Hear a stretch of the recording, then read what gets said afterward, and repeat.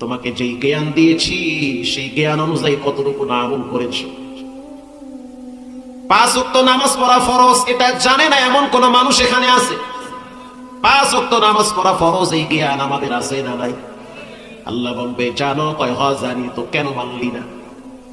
আউয়ালু মা ইউহাসাবু বিহিল আবদু ইয়াউমাল কিয়ামাতিস সালাত, কিয়ামতের দিন সর্বপ্রথম হিসাব হবে নামাজে।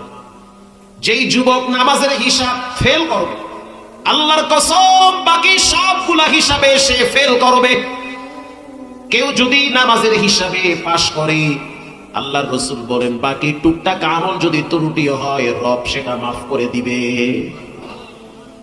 আমি যেই আয়াত আপনাদের সামনে তেলাওয়াত করেছি, আল্লাহ রাব্বুল আলামিন বলেন ইয়া আইয়ুহাল্লাযীনা আমানুস্তাঈনু বিস-সাবরি ওয়াস-সালাত।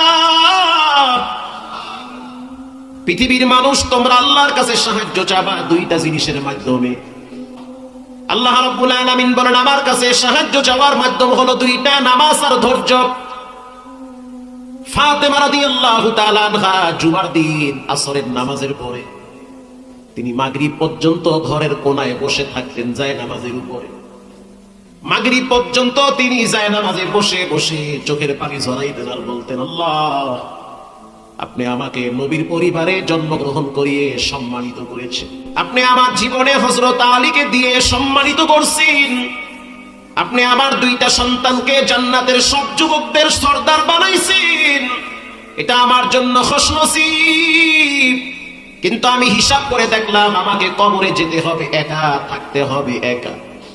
আমার আব্বা আমাকে বলেছে ইয়া ফাতিমা তু ইনকিদি নাফসাকি মিনান নার, ও ফাতেমা নিজেকে জাহান্নামের আগুন থেকে বাঁচাও।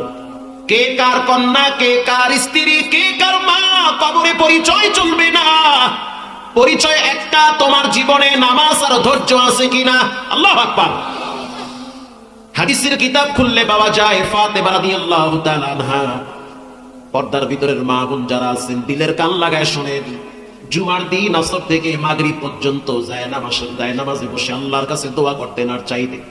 মাগরিবের নামাজের পরে রবের দরবারে লং টাইম তিনি হাত তুলে কাঁদতেন। আল্লাহর কাছে সব নবীরা চাইছি, বাবা আদম আলাইহিস সালাতু ওয়াস সালাম তিনি আল্লাহর কাছে সাহায্য চেয়েছেন।